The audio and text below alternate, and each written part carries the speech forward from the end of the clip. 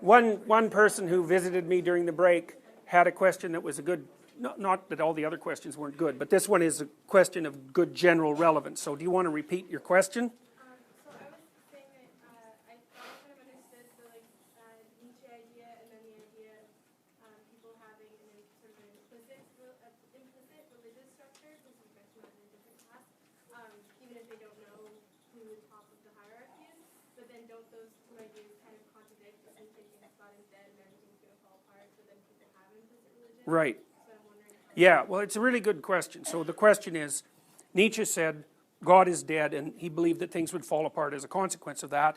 And I'm claiming, for example, that people have an implicit religious structure and they act it out. Okay, so there's actually a lot of things happened as a consequence of the fact that that's a reasonable issue, a good question. So one of the things you might think about is that, so Nietzsche's claim and Dostoevsky's claim were quite straightforward. They said that once you took the foundation out of something, it would fall. Now, it might take a long time to fall, especially if it's a big thing. So, you know, you could make the claim, for example, that the Soviet Union basically fell in like 1970. But it took 19 years to topple over. Because it's a big thing, right? It just doesn't crumble all at once. And so, Nietzsche and Dostoevsky's claim would be, once you hack out the basic assumptions and question them, then it's only a matter of time until the entire structure decays. And you could think that perhaps, you know, if you have a habit and then you become conscious of the habit and you practice a new habit, then you can have a new habit. And so what that means is that you can use your conscious mind to restructure your implicit beliefs. It's hard. Or you can use your conscious mind to destroy your belief in the value of those implicit actions and demolish them across time. Okay, so that could happen. And I think to some degree that has happened. It's certainly happened enough so that people are very confused about what they believe or even about what belief means. Because there's a contradiction between what people think and how they act. So, okay, that's one tangent, so to speak. Jung actually took that question very seriously in some sense, because Nietzsche, here's the flaw in Nietzsche's argument, I think.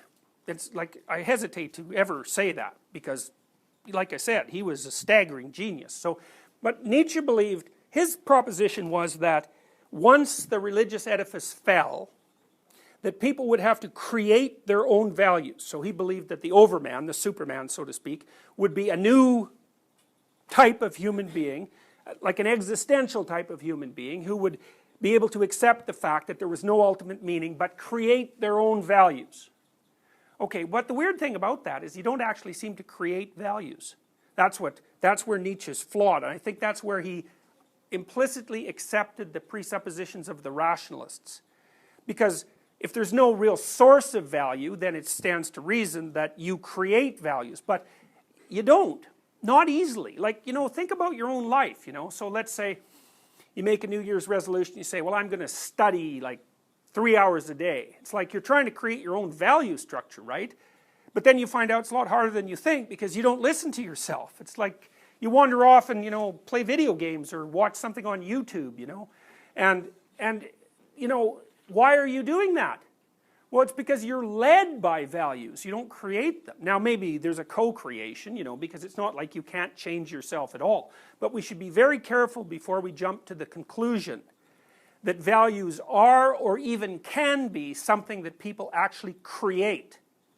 Now, the phenomenologists, like Heidegger, and Jung as well, would say, no, let's just not get too hasty about making the presupposition that we can or should create our own values. Now, one reason you might be hesitant to do that is that Hitler created his values, so to speak, and so did the Soviet communists and the North Koreans. You know, they're trying to impose a rationalist value structure on a society, and the consequences of that have been, you know, people debate about how many people died in the Soviet Union as a consequence of internal repression, and as the Marxist revisionists rally back to their original beliefs, the estimate keeps going down, but, you know, it was tens of millions of people. So, and in China, who knows, it was Maybe it was 100 million people. It was a lot of people. And then, of course, there's the Nazis. So the act of attempting to rationally construct a value system and then impose it, that doesn't seem to work out very well. So, on a sociological level, we seem to have evidence that that's dangerous. And then on a personal level, it's like, yeah, you're so sure you create your values? I would say, to a large degree, you discover them. And so, here's an experiment you can try. I told you last week, I think, to try to watch yourself speak I think you should do it for the rest of your life. Because words are very, very, very powerful, and they lead you places, so you should be careful how you use them. But here's another really interesting experiment, is watch what you're interested in.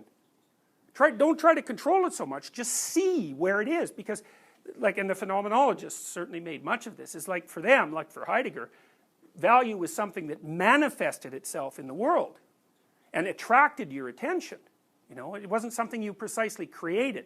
Now, I believe you have a hand in creating it. We'll talk more about that later, because you're not a deterministic entity precisely.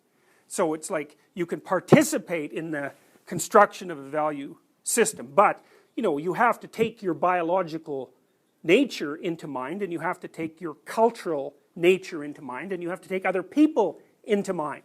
And so, you can vary the game, but I don't think you can really change the rules. That's a reasonable way of thinking about it. Now, what Jung did, in many ways, was he said, well, maybe we have to go back down into the deep symbolic substrata of the human psyche to find the origin place of the ideas that we used to hold as religious. It was a hypothesis in some sense, and so the psychoanalytic hypothesis is something like, it's the psychic substrata, the pre-linguistic psychic substrata, that is the source of ritual, symbol, and religious ideas. And so that you can go back to the source, in a sense, to revitalize those ideas. And that strikes me as a wiser approach than the rational approach, which says you can just create your values. It's like, we tried that. It didn't work. It really didn't work. It was murderous. So, and then the alternative, the no value proposition is, well, then you're going to be nihilistic. And that's not, I think nihilism is a form of mental illness. It's a sociological, it's caused by sociological conditions, but fundamentally it's a mental illness. How do you revitalize the religious values if you can't believe in those things anymore? You revise what you mean by believe. That's part of it. And that's what we're going to try to walk through. This is a linear argument in some sense, although there's going to be a lot of tangents. I want to show you how that might be done and what it might mean. I mean, who knows what it ultimately means, right? There's just no going there. But my experience with these ideas have been that once you understand them, and it's a different way of categorization, I would say, all sorts of things that you didn't understand all of a sudden light up for you, and it's really helpful. Because let me just give you a couple of examples. I would say that it's a unspoken proposition of much of today's socio-ideological thinking that there's something pathological about human beings. Like I've heard people say, like, human beings are like a cancer on the planet. It's like, I went to a TED talk at Queen's, a TEDx talk, where one of the professors, who was a radical environmentalist of sorts, he told the whole audience, they were all people about your age, that if they had any ounce of ethical standards whatsoever, they wouldn't reproduce. It's like, really? He said, well, we've only had one child, and for me, I thought that was one child too many for him. But, I thought that's bloody pathological when you stand up in front of a whole bunch of young people who have their whole future in front of them and you say, well, you're such a horrid creature in your very core that it would be a moral violation for you to propagate. It's like, So, I mean, one of the things that's happened to me is, like, I kind of like people. They're peculiar and weird, like hippopotamuses and rhinos and penguins and all that, but You know, I certainly don't think that we're some sort of cancer on the planet. I really think that's a pre-genocidal idea as far as I'm concerned. It's like the planet would be better off without any people on it. It's like, hey, glad you're not near the old thermonuclear button. Yeah, really, really, you know, it's like, that's an archetypal idea. Fire will cleanse everything. It's like, that's what Hitler believed. And that's why all Berlin was burning when he committed suicide. It's like, that was what he was after from the beginning. The cleansing fire. It's like, beware of those ideas, boy. You know, and so I can see the intrinsic dignity of people and their intrinsic value and how that can be expressed across time. And, you know, and I value that. It's something pristine and remarkable. You know, and understanding, I believe that understanding these ideas properly can give you that kind of orientation. You know, I mean, everybody's flawed and useless and half crazy. I mean, obviously, but, you know, that's not exactly the point. There are reasons we are flawed and useless and half crazy. You know, life is hard, and we're finite. And, you know, so we have big problems that confront us. It's like, I don't think any sane person cannot be crazy, so to speak. But having said all that, the idea that there's something intrinsically pathological about human beings, like that is an absolutely, what's the word? Apocalyptic idea. It's like, beware of people who tell you such things. You know, so, and it's certainly not something you should be thinking about yourself. God, it's like, who knows what you're up to, you know, maybe some of you will be great people, you know, good luck with it. So I want to walk you through what I think these ideas mean. And I'm not asking you to believe anything I tell you. It's like, don't. Hack away at it, man. See if you can see where it's flawed. I can't. I've tried. So, because I don't want to be standing on sand. And so what I've tried to do is to look at human history and prehistory and to see what it is that we need to move forward. And we have to be united with our history. Human beings are historical creatures. And so if there's a divide between us and our history, then all sorts of weird ideas are going to invade us.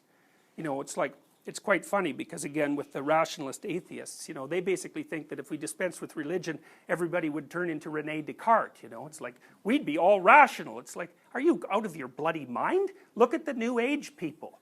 You know, that's where we'd be going first. It's like, we'd be like Shirley, what's her name, MacLaine, who I read once believed that the reason that there were so many allergies in San Francisco was because of aliens. It's like, oh, that's a much more likely place for human belief systems to end up than like, poof, we're all Rene Descartes. Like, that's not going to happen. You know, one of the things Jung said, which I just loved, he said, the purpose of religious structures is to stop people from having religious experiences. Now, that's a smart saying. So, anyways, so we're going to walk through this. And, you know, what I've come to believe is that the archetypes we're going to talk about, because I believe archetypes is a pretty good way of thinking about them, constitute the fundamental presumptions of human being. You can't not presume them. That's why they're religious. You can't escape from them. Now, that doesn't mean they're right, but it means that they're as right as we are. And how right are we? Well, we don't know. You know, I mean, there were people that, I read somebody in the 1970s, he was a journalist, he wrote a book called The Ghost in the Machine.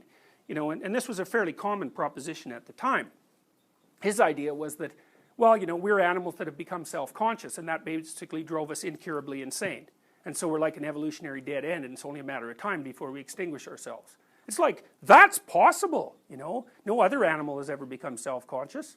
It's a big burden, you know, and it does drive people kind of crazy, and no wonder, you know, because you have to contemplate your mortality all the time, or at least some of the time.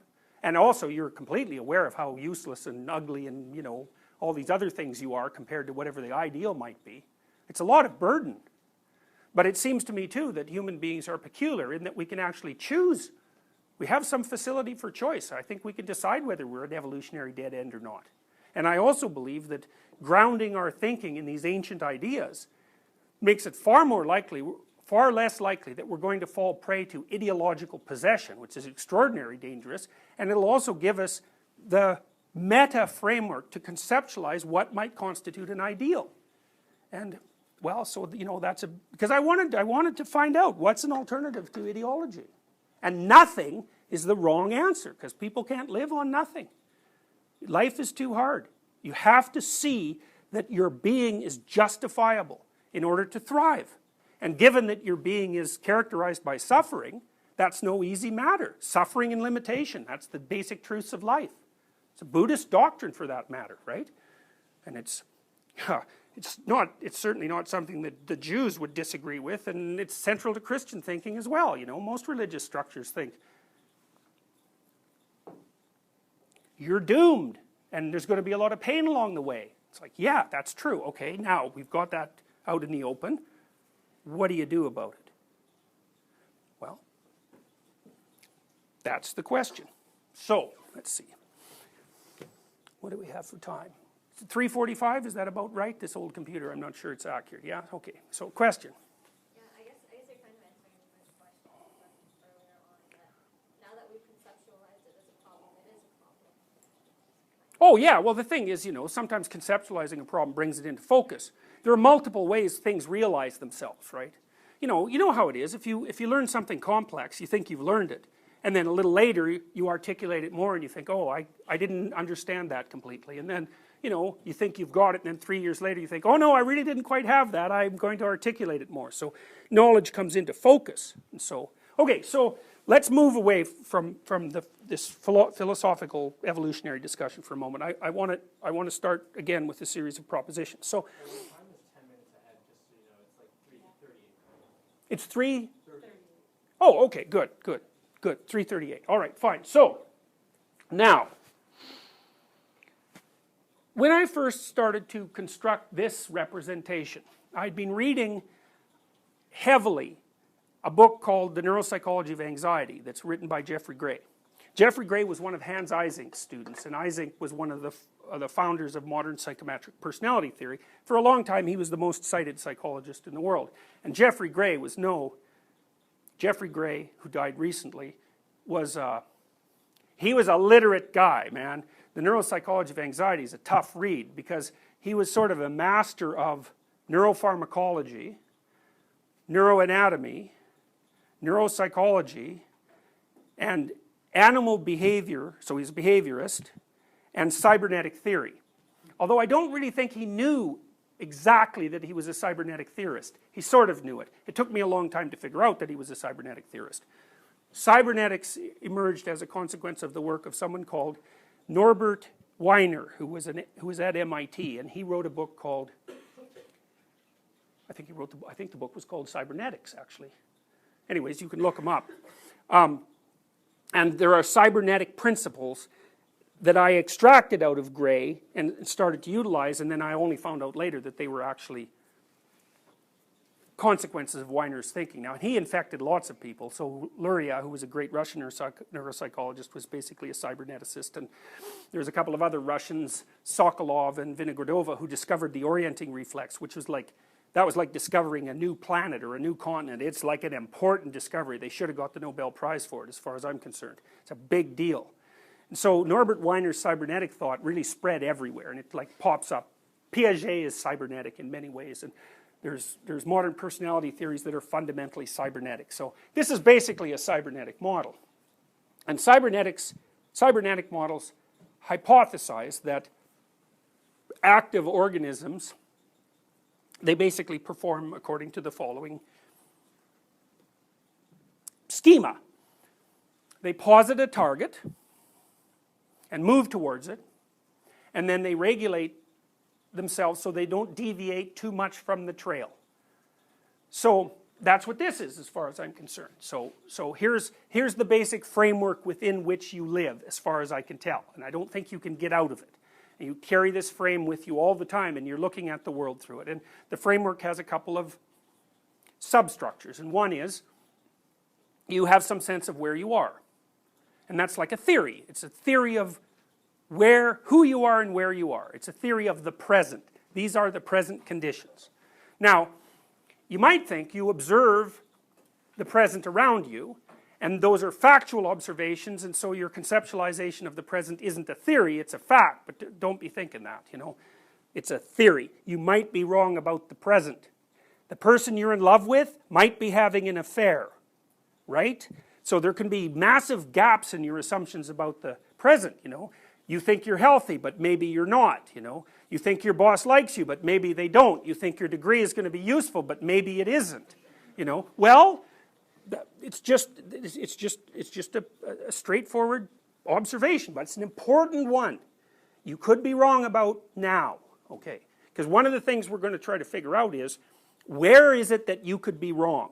And what does it mean that you could be wrong all those places? And what should you do about the fact that you could be wrong all those places? And then we're also going to try to figure out, what happens if you find out that you're wrong? So for example, you're going out with someone, you love them, perhaps they've made promises to you, and you know, poof, you find out that they've been having an affair with 3 people for the last 5 years. It's like, hey, you're wrong. And so now where are you? What does that mean that you're wrong? Well, it means a lot of things. It means a lot of things that it might mean a lot more things than it means, which is a very strange thing. It might mean that you're so clueless that it's just mind-boggling, you know, and that you're blind as a bat. So that's one possibility. And that you're like that and you've always been like that, and you better do something about it quick. That's a possibility. Might be that you hooked up with a psychopath, right? Which is also something that you should avoid. But that would mean you don't understand people well enough to know when they're psychopaths or not, or maybe that you're fatally attracted to them in some bizarre way. You know, it also means that whatever future you were envisioning, that was really a delusion, because that's gone. And it also means that you've blown out most of your past, at least insofar as that relationship was part of your past, because nothing that you thought was happening was what was happening. So then you might think, one moment you're somewhere, and then you get the realization, and the next moment you are somewhere else. And so one of the things I would propose to you is that those are actually 2 important places. The one place is the place you are when what you're doing is working, and the other place is the place you are when what you're doing is not working. And I would also say, in some weird sense, those are permanent places. And I'll tell you why I think this, but I think they're akin in some manner to explored territory and unexplored territory. And that's their sort of biological basis, because we know that animals are territorial, right? Almost every animal has a sketched out territory. If social animals have to organize themselves within that territory with other creatures like them, so part of their territory is almost always a dominance hierarchy, but they have a territory, and they don't like going outside of it. So I can give you an example. So my parents had a dog and a cat, and my dad used to take the dog for a walk all the time, but the cat really liked the dog, and so it was kind of irritated that the dog would leave, and so the cat started following my dad around on his walks. And so it was really interesting, because the first thing the cat did was, when it was following, it wasn't right behind the dog. There's no way it was going to do that. It would slink along all of the buildings, so it would follow about 30 feet behind, and it would keep one side right against a building, and then it would sort of zip across the intervening spaces of the houses.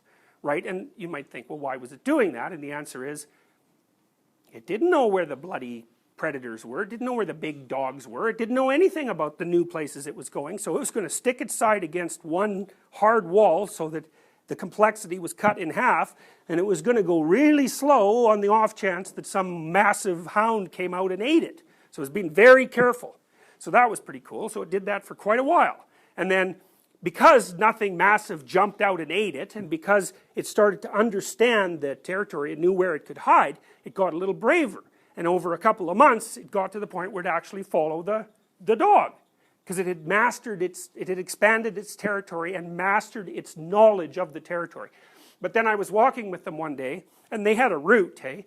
And my dad had the dog, and he wanted to take the dog a little farther than he would normally go with the dog. And so he was taking the dog across the street, but the cat just stayed on the corner and cried. Because it was meowing, obviously, but it was very upset because it wasn't going out into that weird new place that it had no knowledge about. And so it was, making its fear, really, known. And animals are like that, So here's something to think about. This blew me away when I first conceptualized it. It was one of the things that made me understand that psychologists are always asking questions backwards. I'll give you an example. It's like, why do people take cocaine? That's a question, right? I think it's a good question. It's a stupid question. The question is, why doesn't everybody take cocaine all the time? That's the question. because we know what cocaine does, right? It activates the primary incentive reward systems, and almost everything you do is in an attempt to activate the primary incentive reward system. So you've got this white powder and there it is. It's like you should be nose deep in that stuff non-stop. But you're not. Why? What's wrong with you people? You know? So that's one example of where psychology's got it backwards. We know why people take intoxicating drugs. It's dead simple. Sometimes it reduces their anxiety, sometimes it reduces their pain, sometimes it cranks up their incentive reward systems, you know, it hijacks the system, it does it biochemically, it's perfectly obvious. So that's one example. Now another example is this. How do animals learn fear? It's a prime behavioral question, right? It's the wrong question. Because it presumes that the standard animal is calm. Why would you presume that? Why wouldn't we presume instead that the standard animal is terrified? And that the animal only learns how not to be terrified with difficulty and under very restricted circumstances? Well, that's a much better way of thinking about it, and it makes a lot more sense because the animal's in danger, especially if it doesn't know its territory. So here's how you teach an animal to be afraid if you're a behaviorist. And I am not making fun of behaviorists. A lot of what I've learned about psychology that's actually real has come from behaviorists. Like, they're rigorous scientists, and they learned an awful lot from analyzing animal behavior that was incredibly profound, and they laid the ground for modern neuroscience. The real stuff, not the fMRI stuff, you know, the real stuff. So, okay, so basically what you do to train an animal to be afraid is you take a rat, let's say, and the rat's in his cage, and you put a little electric shock pad in the rat's cage, so it maybe electrifies the bottom a little bit, and you turn on a light, and you electrify the bottom, and the rat jumps into the air, and then you shut it off, and then you wait a while, and then you do the same thing. Turn on the light, then you turn on the electric shock mechanism, and the rat jumps in the air, and you do that 10 times, and then when you turn on the light, the rat goes like this, freezes, because it's learned, right? Light equals shock, everyone knows that, you know, that's basic conditioning. So the rats learn to be afraid. Okay, that makes sense. Except,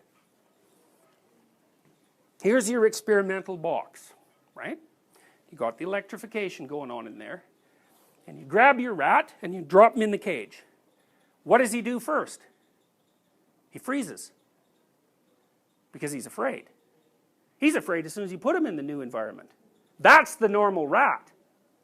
The normal rat is like this, and why is that? Because things like to eat rats. So, you know, they don't like light, they like it dark, and they don't like being exposed, and they don't like being in a new damn cage, because God only knows what's in that cage, and so the a priori rat is this. So then what does the rat do? Well, it's like this for quite a while. It can be really a long time, I'll tell you a story about that. He's like this, and then maybe he sniffs. Because rats mostly nose. Most animals are mostly smell oriented, right? Human beings are weird because we're visually oriented, but almost all animals, it's all smell. Their whole brains are organized around their olfactory system. So it sniffs, and if it can't smell anything, rats, man, they can smell. So there's experiments indicating that if you take a rat and you poison it, and then it gets sick, and another rat has smelled its breath, that rat will not eat the poison that the first rat ate. Now that's why it's hard to get rid of rats. They're smart and they have great senses of smell. So the rat's checking out, like, is there anything here that smells like something that might eat me? So cats, for example, a rat doesn't ever have to meet a cat to be afraid of its odor. Rats hate cat odor. And so you can take rats in like a box and blow a fan over a cat so that the odor wafts into the box, and it's like the rats are all like this because God only knows what a cat smells like to a rat, but it ain't good, whatever it is. So the rat's like this, then he's sniffing, and he's looking around, and if nothing happens, then he starts to relax a little bit, but not that much. He's still all crouched down, and he's still like a tentative rat, and then he starts to look around a bit, and then he starts to loosen up, and then maybe he starts to move, and his theory is, possibly it's safe enough here so a rat that's careful can move, and nothing painful or damaging will happen. And then he starts to move, and nothing happens, and then he spends a bunch of time sniffing around every corner of the cage, and, you know, sooner or later he thinks, rats aren't going to die here now. And then he's sort of a relaxed rat. And then the behaviorist says, you are now a normal rat. We can teach you to be afraid. It's like, you don't have to teach me to be afraid. I know how to be afraid. I have to learn how not to be afraid. Now that's a good way of thinking about your brain.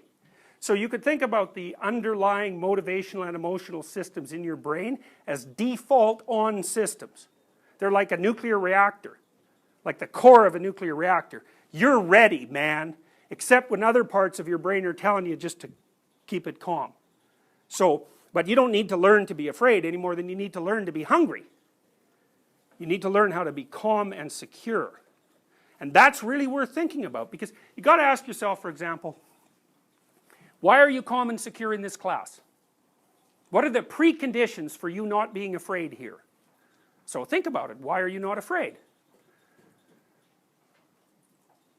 Well, the floor is solid. That's a good one. The roof is probably not going to collapse. Why? Well, it's actually because you could rely on the structural engineers who built the building. That's kind of interesting. Why? You know, in the Soviet Union, they used to make cinder block buildings out of old radioactive waste. And then, of course, they'd put way too much sand in them so that if the earth went like this once, it'd be like collapse. And so the typical Soviet couldn't be reasonably fearless in this room because the walls were radioactive, and if the earth moved a little bit, the whole thing would collapse. And so part of the reason that you can sit in here without fear is because the system that regulates our construction enterprise is actually not very corrupt. So that's pretty cool. So, you know, so when you think about that, that means that one of the preconditions for your relative fearlessness is your implicit belief that the builders who built this building can be trusted. And that's really unlikely. You know, if you look around the world, how many countries are there that aren't corrupt? I mean, you know, the West is corrupt too, there's no doubt about it, but compared to a really corrupt place, you know, we don't even register as corrupt. So what else? Well, look at the people around you, you know. You guys look a lot the same, all things considered. You know, none of you have painted your face in rainbow colors, and you know, you're not decorated with ostrich feathers, and you're not wearing some outlandish Victorian costume, and none of you are stark naked, and most of you aren't foaming at the mouth, and you know, like fundamentally, you're in a uniform. And there's some variation of the uniform allowed, but not much. How many of you are wearing jeans? Right, it's like 50% of you. Why are you wearing jeans? It's so other primates don't think you're insane. That's why. I'm telling you, it's a big part of it. It's acceptable. And so most of you are wearing clean jeans, I presume. Or they're clean enough anyway, so that if they're not clean, it's not detectable, which is another sign that you're not completely insane, right? And so you're manifesting markers like mad that you're basically a normal primate, and that you live in accordance with a set of well understood implicit rules, and that for the purposes of this set of interactions, you're not going to violate them. So everybody can come in here, like the terrified primates they are at the first class, and they can look around, they see the desks are all in order, so that means order prevails here. The desks all face this way, so it's a standard lecture theater, you know what's going to happen here. People walk in, they all sit properly in their tables, most of them don't talk, which is another rule. How many of you are sitting in the same chair that you sat in last week? Right, and you know, pretty soon you're going to figure out which chair is yours, and then if someone comes in here and sits in your chair, you're going to think, that person's in my chair. And you know, the reason for that is you're trying to stabilize the environment. You've learned that that chair is safe, and so are the people around you, and so now you feel kind of comfortable in that chair. You sort of think it's your chair. And so we do everything we can to structure the environment so that signals that you're safe are radiating at you like mad. And that way you can be calm enough, despite the fact that you're a crazy chimpanzee, you can be calm enough to sit here and not be distracted by fundamental motivational systems that are out of control, and maybe listen and attend. And like, you just think about how much work, just think about it, how much work went into building this room for you to sit in. You know, it's like there have been universities for about 1,000 years. So there's a 1,000-year conceptual history of the university. That's one of the preconditions. And then we had to figure out how to make all this stuff, and then people actually had to put it together, and then you all had to be socialized for like 19 years so that you could sit here relatively quietly while you're listening to a lecture. And you know, we had to build the idea of the university into our culture, and, you know, somebody's got to keep the lights on and look at this technology that works. It's like there are people out there just slaving themselves to death to make sure that this little box that you're sitting in is sufficiently predictable so that you don't have to be terrified. It's like, good for them, you know, and it's all happening so invisibly that, you know, you're probably irritated because your internet connection doesn't work that well or something like that, you know. So it's really, really useful to know that the idea that your normal state is calm and well regulated is highly debatable. It's highly debatable. I would say there's very limited preconditions under which you are going to feel safe. And then I would also say you're highly motivated to maintain those conditions, and you're also highly motivated not to go somewhere where those conditions don't apply. Right? You're just not going to do it. Because that's a different kind of place. And I would say that place is chaos. The place where the rules do not apply, that's chaos. And it's a real place. That's unexplored territory. And you're hardwired at an instinctual level to deal with unexpected exposure to unexplored territory. And you do that by going like this. It's a startle and fear. You're frozen. And the reason for that is you're a prey animal. And you have subcircuits in you that are millions of years old that are there to protect you from becoming prey. And that could be prey of other people, that's for sure. But it could be prey of anything that would like to eat you, you know. And part of the reason, you might understand, is that there aren't that many large predators around anymore. You know, it's part of the human despoilation of the planet is that mostly people don't like having their children eaten by tigers. You know, so, and it's not because there's something wrong with us, it's because that's actually a rather unpleasant experience. And so, if you could have a tiger around or not have one, you might well choose not to have one, especially if you have some, you know, certain amount of love for your children, who, although lovable, also happen to be delicious. Right, so, well, okay, so it's a proposition I want to undermine, because I want to start with the presupposition that fundamentally, as a biological creature, you're like a wild animal, and you're like a prey animal. Things might happen to you, and you're ready for them. And then what we do with society is we construct up an edifice that has multi-levels. Some of it's actually instantiated, right? And the rest of it is cultural and ritual and behavioral, so that you don't have to be a prey animal. You can be relatively calm and assured that nothing terrible is going to happen to you in the next 10 seconds. And that's worth fighting for. So, all right, that's probably good enough. So now we've got some basic presuppositions laid down, you know. And so let me just review them briefly, 1 minute. Stability is not your normal state. It's an abnormal state, and it's very, very difficult to maintain. Okay. You maintain it, at least in large part, as a consequence of being enculturated. And to be enculturated means to adopt a value system that works for you, but that also works for everyone else. It has to fulfill those criteria. Furthermore, it should be the kind of value system that allows you to move up dominance hierarchies if you can manage it. A lot of constraints on your value system.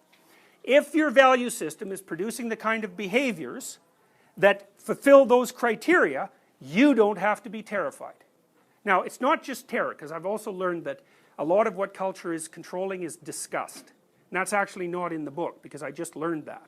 So, and I want to talk to you more about disgust, because we've learned, for example, that people who are orderly, temperamentally, which is an element of conscientiousness, are very sensitive to disgust. And I think part of the issue is that it isn't only that things can eat us, it's that things can infect us. And so we're just as prone a priori to repel anything that's disgusting as we are prepared a priori to keep at bay anything that's frightening. One of the things I learned, which was terrifying to me, I read Hitler's Table Talk, which was a collection of his spontaneous dinner speeches that were taken down by a secretary. It's a very interesting book. But one of the things I realized once We kind of made the discussed orderliness connection in my lab about 2 years ago after looking for the biological basis of conscientiousness forever. Hitler basically used a bodily metaphor to underpin his entire political philosophy. So for Hitler, who was hyper-orderly, bordering on obsessional, he bathed 4 times a day, for example, and he was a vegetarian, which actually is relevant, because he didn't want animals to be hurt, you know. He was sensitive to disgust, and that was part of what underlied his vegetarianism. He construed the Aryan race as a body. Like, that was his metaphor. It's a body. It's a pure body. It has pure blood. So there's purity ideas that you know, made part of what he was saying motivationally significant. And it was under assault from parasites. And the parasites were, well, for him, it was anyone who wasn't part of that body. So it was disgust gone mad. It really was, you know. And so that forced me to modify my theories, the theories I'm going to present to you, because for me, a lot of what society did was control anxiety, you know, and hunger and a lot of other things, obviously. But I didn't realize to what degree society also controlled disgust and how powerful disgust is as a political motivator. So there's a paper published in PLOS One about 3 months ago, 5 months ago, maybe more than that now. It showed that the correlation between totalitarian beliefs in any given geographical locale and the prevalence of infectious disease was about 0.7. And that was true not only across countries, but within countries, if you divided the places up by how likely there were to be infectious diseases in the relevant states. 0.7.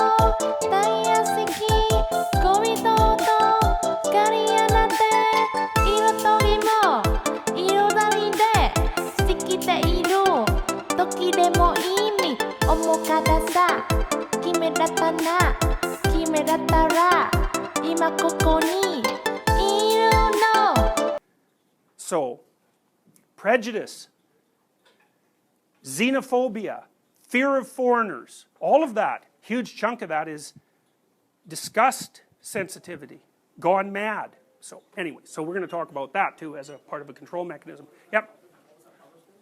What's that? PLOS 1, P-L-O-S 1, O-N-E. It's a public journal, you can find it. Look up infectious disease and totalitarianism. There's a lot of work done on that now.